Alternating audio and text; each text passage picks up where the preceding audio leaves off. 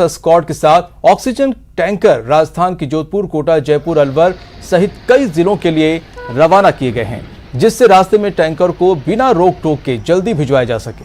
बता दें कि ऑक्सीजन टैंकर के साथ बोलेरो गाड़ी में हथियारबंद जवान रवाना किए गए हैं। राजस्थान सरकार पुलिस कस्टडी में ऑक्सीजन सप्लाई करवा रही है।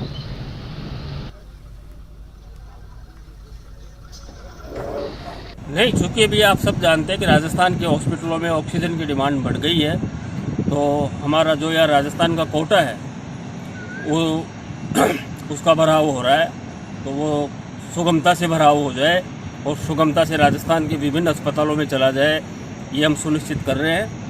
जो पुलिस की एस्कॉर्ट है वो इसलिए है कि रास्ते में इनको ट्रैफिक जाम का या अन्य और कोई परेशानी का सामना नहीं करना पड़े, इसके लिए जो है इनको एस्कॉर्ट उपलब्ध करवाई गई है। कोरोना की दूसरी लहर का कहर जारी है। इसके साथ ही प्लाज्मा की मांग भी बढ़ गई है, लेकिन डिमांड के मुताबिक प्लाज्मा डोनेशन नहीं हो रहा है। ऐसे में लोगों से प्लाज्मा डोनेशन करने की अपील की जा रही है। हालांकि एसएमएस अस्पताल के पास पहले से प्लाज्मा का स्टॉक है, जो जरूरतमंदों को मुहैया करवाई जा रही है। एसएमएस मेडिकल कॉलेज के प्रिंसिपल डॉक्टर सुधीर भंडारी ने बताया कि कोरोना संक्रमण के पहले सप्ताह में प्लाज्मा काफी महत्वपूर्ण होता है। ऐसे में जरूरत है कि ज्यादा से ज्यादा लोग आगे आएं और प्लाज्मा डोनेट करें, जिससे अधिक से अधिक लोगों की जान बचाई जा सके।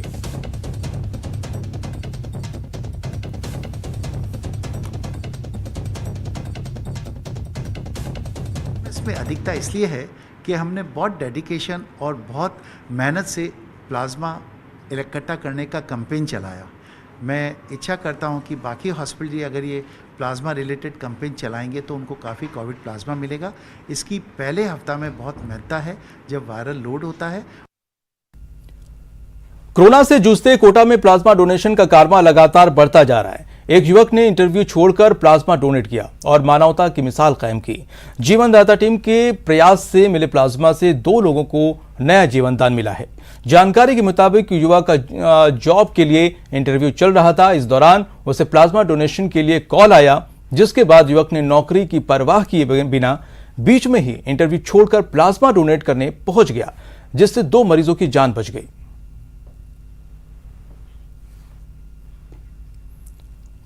और अब बात एक कोरोना वॉरियर की। जी हां, जो कोरोना काल में डटा है, खुद तो कई बार ब्लड डोनेट कर चुका है और अब करीब 171 लोगों से प्लाज्मा डोनेट करवा चुका है। जी हां, सीकर के कोलीडा गांव का रहने वाला बीएल मील इन दिनों दिन रात सेवा में जुटे हैं। बीएल मील ने सबसे पहले सीकर जिले में कोरोना की जंग जीत चुके लोगों की जानकारी जुटाई और फिर एक ग्रुप बनाया और प्लाज्मा डोनेट करने के लिए लोगों को जागरूक किया। कोरोना वायरस की पहली लहर में इनके ग्रुप में 164 लोगों का प्लाज्मा डोनेट करवाया था और अब 7 लोगों का प्लाज्मा डोनेट करवा चुके हैं। अब वापस चूंकि गंभीर रोगियों की संख्या इस सेकेंड वेव में काफ़ी बढ़ गई है, तो हमने पिछले 4 दिन में ये वापस शुरू किया है और जो डोनर्स हैं उनको आइडेंटिफाई करके और उनकी एंटीबॉडी टेस्ट करवा के और ये वापस काम शुरू कर दिया। अब तक 7 युवा इसमें डोनेशन कर चुके हैं। क्योंकि ये एक संजीवनी का कार्य कर रहा है, तो विशेष रूप से मैं जिस प्रकार सीकर के युवा अग्रणी भूमिका निभा रहे हैं और दूसरे जिलों के लिए, दूसरे युवाओं के लिए प्रेरणादायी भूमिका निभा रहे हैं, मैं अनुकरणीय उदाहरण पेश कर रहे हैं। मैं निवेदन करूंगा अन्य युवाओं से भी कि जो कोरोना पॉजिटिव से नेगेटिव हो गए, जिनको 28 दिन हो गए और 3 महीने के अंदर ऐसे 18 से 50 साल के बीच के, उनसे मैं निवेदन करना चाहूँगी आप इस मुहिम में हमारे साथ जुड़ें और जुड़कर जो गंभीर रोगी हैं उनको जान बचाने में अपनी महत्व। दिल्ली इस वक्त कोरोना महामारी के कारण सबसे बुरे दौर से गुजर रही है। दिल्ली में हर दिन हजारों की संख्या में नए केस आ रहे हैं और 200 से लेकर 250 तक की मौतें हो रही हैं। इस बीच अस्पतालों में बेड्स की कमी के साथ साथ ऑक्सीजन की भी किल्लत है। वहीं देश में आज 3,14,000 से ज्यादा नए केस आए हैं। देश भर में कोरोना मरीजों की संख्या लगातार बढ़ती जा रही है। सरकार के लाख कोशिश के बाद अगर देखा जाए तो कोरोना मरीजों की जो संख्या है वो कम होने के बजाय बढ़ती जा रही है।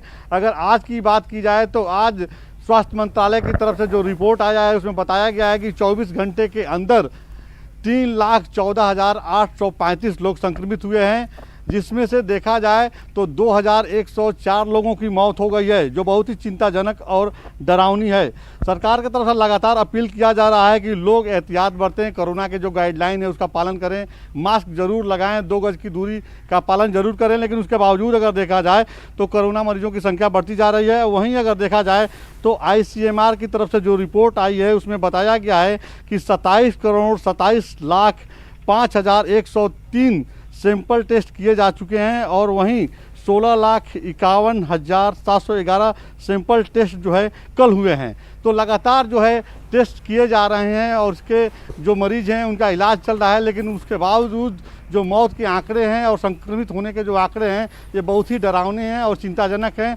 सभी राज्यों के जो मुख्यमंत्री हैं या प्रधानमंत्री नरेंद्र मोदी की बात की जाए, सभी लोग यही अपील कर रहे हैं कि कोरोना का जो वैक्सीन है, जो एलिजिबल पर्सन है वो उसको लगवाए, और जो नहीं लगवा पा रहे हैं और कोरोना संक्रमण को देखते हुए जो गाइडलाइन बनाया गया उसका पालन करें। बहुत ज़रूरी कार्य हो तभी घरों से बाहर निकलें, नहीं तो अपने घर पर रुक करके ही कार्य को निपटाएं। तो तरह तरह के एहतियात बरतने की बात की जा रही है, लेकिन उसके बावजूद जो मरीजों की संख्या है वो बढ़ती जा रही है, जो बहुत ही चिंताजनक है। कैमरा पर्सन विपिन राय के साथ राजीव तिवारी, न्यूज़ 18 दिल्ली। तो अलग अलग शहरों से हमारे सहयोगी भी जुड़ चुके हैं। ललित सिंह जोधपुर से जुड़ चुके हैं, बीकानेर से सतवीर सिंह जुड़ चुके हैं और जयपुर से सौरभ गृहस्थी जुड़ चुके हैं और उनके पास हम चलेंगे और हालात जानने की कोशिश करेंगे। सबसे पहले ललित के पास चलते हैं। ललित, देश में जो आंकड़े हैं वो तो 3,14,000 के पार कर चुके हैं, जो कि अब तक जितने भी केसेस आए हैं सबका रिकॉर्ड तोड़ते हुए सबसे ज़्यादा हुआ है। क्या कुछ स्थिति वहां पर जोधपुर में नजर आ रही है? हालांकि स्थिति दिन ब दिन चिंताजनक होती जा रही है।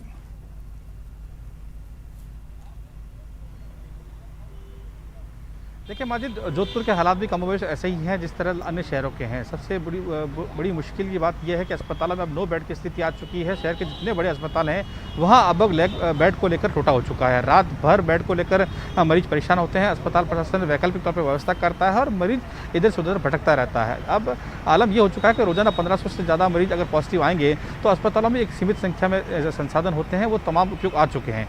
लेकिन हौसला डॉक्टरों का बरकरार है, अस्पताल प्रशासन जुटा हुआ है। तमाम जो बड़े अस्पताल हैं वह कोऑर्डिनेटर नियुक्त कर दिए गए हैं। ऑक्सीजन से लेकर तमाम दवाइयों तक की मॉनिटरिंग लगातार हो रही है और पूरा प्रशासन जुटा हुआ है।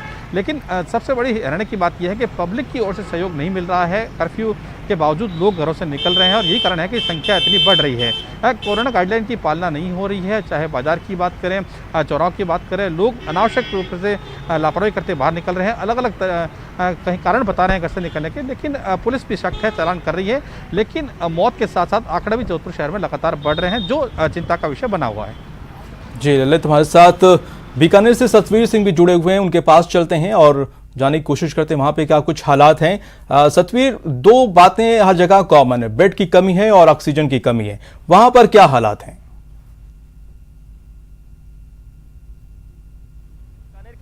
जिस तरीके से मरीजों के आंकड़े में लगातार इजाफा हो रहा है उसके बाद में चिंता की बात जरूर आई है। पहले मैं आपको तस्वीरें दिखाना चाहूंगा, उर्मुल चौराहे के ऊपर मैं मौजूद हूं और यहाँ की जो तस्वीरें आप देख सकते हैं कि जो लोग हैं, क्योंकि बस स्टैंड है और यहाँ पर जो लोगों की आवाजाही है वो भी यहाँ पर थोड़ी सी चिंता की वो जो बात है वो साफ तौर पर देखने को मिल रही है। ऐसे में जो पुलिस के जो जवान हैं वो लगातार यहाँ पर अपनी जो ड्यूटी करते हुए नजर आ रहे हैं, लोगों से समझाइश करते हुए नजर आ रहे हैं। हालांकि जो PBM अस्पताल में जहाँ ऑक्सीजन की जो कमी की जो बात है वो सामने आ रही थी, लेकिन जिस तरीके से कल के बाद में अगर आज की बात करें तो आज थोड़ी सी कमी जो ऑक्सीजन की जो ठीक ठाक लेवल पे बात आई है। जैसे में माना जा सकता है कि PBM अस्पताल के जो अधीक्षक है वो भी ये दावा कर रहे हैं कि ऑक्सीजन की किसी भी तरह की जो कमी यहाँ पर नहीं आने जाएगी। और आप देख सकते हैं कि जो पुलिस के जो आला अधिकारी हैं वो लगातार लोगों से अपील कर रहे हैं कि वो पूरी तरीके से अपनी जो लगातार जो कोरोना गाइडलाइन है उसकी पालना करें, ताकि किसी भी तरीके से कोरोना के जैसे खतरे से निपटा जा सके। फिलहाल आप बताना चाहूंगा कि पूरी तरीके से पुलिस के जो जवान है वो यहाँ पर मौजूद हैं और हर तरह से निगाह रखी जा रही है। लेकिन अभी भी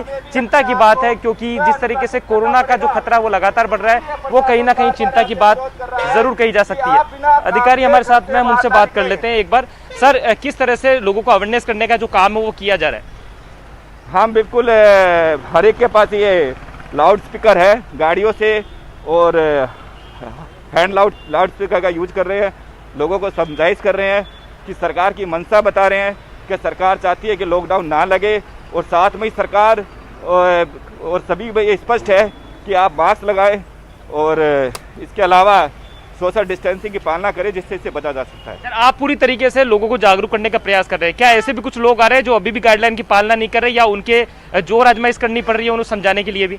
बिल्कुल ऐसे है, काफ़ी लोग निकलते हैं, लेकिन ज़्यादातर आप भी देख रहे हैं कि मास्क सभी ज़्यादातर यूज कर रहे हैं, लेकिन इनमें कुछ ऐसे लोग हैं जो एडवेंचर के लिए भी निकल जाते हैं। हमारा उनसे निवेदन है कि ये एडवेंचर नहीं है। अगर आप बाहर निकलते हैं, जो आपके बच्चे घरों पर है या परिवारजन के लोग जो इसकी अनुशासन की पालना कर रहे हैं, आप घर से बाहर निकल के बीमारी अपने घर की तरफ लेके जा रहे हैं। इसलिए हमारा उनसे पुनः निवेदन है कि बेवजह घर से बाहर ना निकलें। जरूरी है कि अगर सेफ रहना है तो घर पर ही रहे। बिल्कुल ज़रूरी है कि सेफ रहना है तो घर पर रहना है, और ज़रूरी कार्य है जिसके लिए आपको घर से बाहर निकलना है तो मास्क के साथ ही आप बाहर निकलें। यह हमें चुनना पड़ेगा कि हमारा कौन सा काम ज़रूरी है। तो आप देख सकते हैं कि जिस तरीके से पवन भदौरिया जी ने जो बात बताई है, उससे साफ तौर पे है कि जो लोग हैं वो अपने घर पर रहें तो उसके बाद में सुरक्षित रह सकते हैं। फिलहाल आप देख सकते हैं कि पूरी तरीके से जो ट्रैफिक है वो यहाँ पर है, और इसका पूरी तरह से जो जायजा है वो लिया जा रहा है, और इसके साथ ही पुलिस के जो जवान हैं वो यहाँ पर मौजूद हैं। और बिल्कुल पुलिस के जवान तमाम मौजूद हैं, लोगों को जागरूक भी कर रहे हैं, और ज्यादातर लोग इस बात को समझ भी रहे हैं। बहरहाल चलते हैं, हम जयपुर चलते हैं सौरभ गृहस्थी के पास। सौरभ, सबसे ज्यादा जो दयनीय स्थिति है वो जयपुर की है, 3000 से ज्यादा मामले यहां पर आ रहे हैं। क्या कुछ व्यवस्थाएं वहां पर देखने को मिल रही हैं?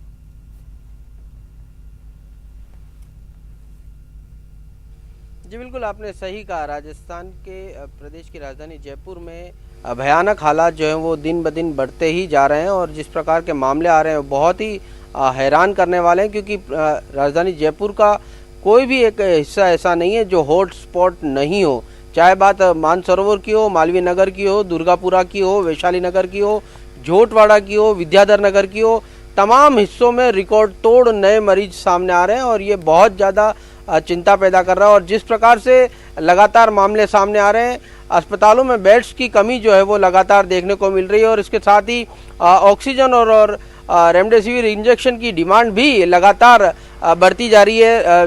कोविड का जो सबसे बड़ा अस्पताल है RUHS, वो पूरी तरह से फुल हो चुका है। यही कारण है कि अब जयपुरिया अस्पताल में जो है वो मरीजों को शिफ्ट किया गया है। इसके साथ ही ESI मॉडल हॉस्पिटल को भी जो है वो कोविड डेडिकेटेड अस्पताल जो है वो बनाया गया है। लेकिन ऐसे में बहुत ज़्यादा ज़रूरी है इस जो ऊपर उठता हुआ जो लगातार आंकड़ा है उसे नीचे लाना राज्य सरकार के लिए बहुत बड़ी चुनौती के रूप में ये महामारी जो है वो लगातार पैर पसार रही है। ऐसे में लोगों से भी यही उम्मीद की जाती है कि वो भी जो है वो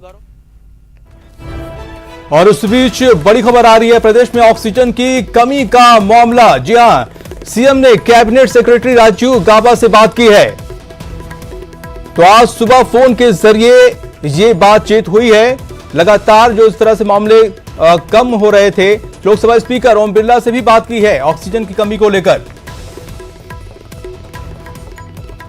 और सौरभ, ऑक्सीजन की कमी लगातार बनी हुई है प्रदेश में, और इसको लेकर सीएम काफी गंभीर भी हैं।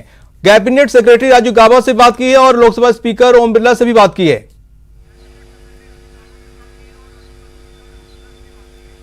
जी बिल्कुल, देखिए दरअसल राजस्थान में एक्टिव मरीजों की संख्या 1 लाख करीब पहुंच चुकी है, और ऐसे में प्रदेश के तमाम हिस्सों से जो ऑक्सीजन की डिमांड है वो लगातार बढ़ती जा रही है। और जिस प्रकार से मामले और बढ़ रहे हैं, तो ऐसे में महीने के अंत तक जो है वो बहुत विशालकाय आंकड़ा जो है वो राजस्थान के सामने होगा। और यही कारण है कि राज्य सरकार लगातार चिंता व्यक्त कर रही है। कल चिकित्सा मंत्री रघु शर्मा ने केंद्रीय मंत्री डॉक्टर हर्षवर्धन से बात की थी, तमाम सांसदों से जो है वो पत्र लिखा था। अब मुख्यमंत्री भी इस मामले में गंभीर हो गए और लगातार जो है वो केंद्र सरकार से संपर्क में है, क्योंकि जो राष्ट्रीय कोटा है, केंद्र सरकार ने ऑक्सीजन का जो अपने हाथ में ले लिया है, और जो राष्ट्रीय कोटा है वो अब निर्धारित कर दिया राज्य सरकार के लिए। तो जो कोटा तय किया है उससे ज्यादा जो है वो लगातार डिमांड आ रही है। भिवाड़ी से जो ऑक्सीजन मिलनी चाहिए राजस्थान को, वो ऑक्सीजन कम मिल रही है। जामनगर से जो ऑक्सीजन मिलनी जी बिल्कुल सौरभ, बहुत शुक्रिया तमाम जानकारी के लिए। सतवीर आपका भी और ललित आपका भी।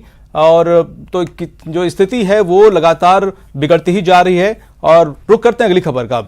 जन अनुशासन पखवाड़े का चौथा दिन है। दौसा में पिछले 4 दिनों से लगातार बढ़ती भीड़ को देखते हुए आज डीएम पीयूष सामरिया ने जरूरी सेवाओं की दुकानों को भी 3 बजे बंद करने का फैसला लिया है।